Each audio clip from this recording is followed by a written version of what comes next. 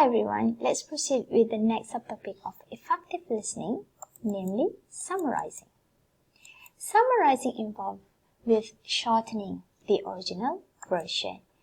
The information that you have summarized must contain a broad overview of the source material.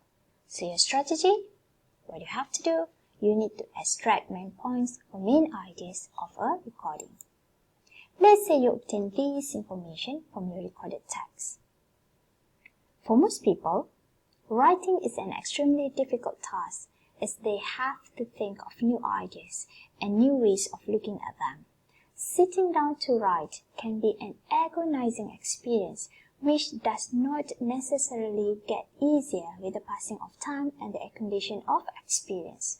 For this reason, you need to reflect upon and analyze your own reactions to the task of writing. That is to say, the task will become more manageable if you learn how to cope using your own particular ways, avoiding putting off the moment when you must put pen to paper. Taylor, 1989. So when you are requested to summarize this information, first, it should be shorter than the original version. Second, it must contain all the main points inside your summary. So your summarized version will be: inexperienced and even skilled writers can feel a great deal of torture when faced with writing tasks. However, this response can be managed by having coping strategies and stop procrastinating. Taylor, 1989. So basically, once you have summarized the information, make sure the meaning is the same. It keeps the degree of certainty of the writer. And of course, it must be shorter than the original version. Not only that, the source of information should be clearly referenced. Okay, let's have or conduct this practice together. You are given with a nursery rhyme and you need to summarize it in one sentence. Shall we try it together? The itsy bitsy spider climbed up the water spout. Down came the rain and washed the spider out. Up came the sun and dried up all the rain. And the itsy bitsy spider climbed up the spout again. So basically, this nursery rhyme is all about the spider, right? Who falls and climb up again. So basically, we can summarize it into: a spider fell but got up. How about this nursery rhyme? It's all about Humpty Dumpty. Humpty Dumpty sat on a wall. Humpty Dumpty had a great fall. All the king's horses and all the king's men could not put Humpty together again. So the subject is all about Humpty Dumpty. What happened to him? He fell, right? So when we summarize the information, Humpty Dumpty fell and was irreparably broke. Why? Because these statements, all the king's horses and all the king's men could not put Humpty together again. So he was irreparably broke. Moving on to the third nursery rhyme. Little Miss Muffet sat on a tuffet, eating some curds and wheat. Along came a spider, who sat down beside her and frightened Miss Muffet away. What's the subject here? It's all about Miss Muffet. What happened to her? She's afraid of spider. So we summarize the information into: a spider scared away a girl.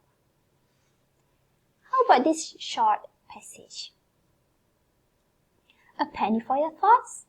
If it is a 1943 copper penny, it could be worth as much as $50,000. In 1943, most pennies were made out of steel since copper was needed for World War II. So, the 1943 copper penny is ultra rare. Another rarity is the 1955 double-die penny. These pennies were mistakenly double-stamped, so they have overlapping dates and letters. If it is uncirculated, it is easily fetch 25,000 at an auction. Now, that's a pretty penny. What's the main idea here? It is all about two rare and valuable pennies. The first one, 1943 copper penny. The second one, 1955 double die penny. So when you summarize these short texts, it will be the text is about two very rare and valuable pennies, the 1943 copper penny and the 1953 double die penny. Alright class, moving on to the next topic, that is drawing conclusion. Drawing conclusions is all about forming a conclusion based on facts or information that you get or obtain from the speaker. The strategy? Answer these questions. What is important? Why it is important? And how it is related. For instance, you obtain these information from the recorded text.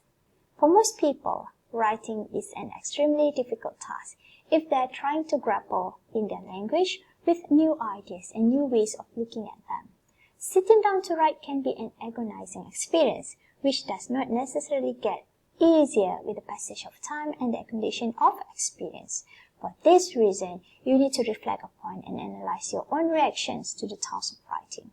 That is to say, the task will become more manageable if you learn how to cope with your own particular ways, avoiding putting off the moment when you must put pen to paper.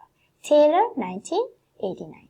So when you draw conclusion from this short passage, it will be inexperienced and even skilled writers can feel a great deal of anguish when faced with writing tasks.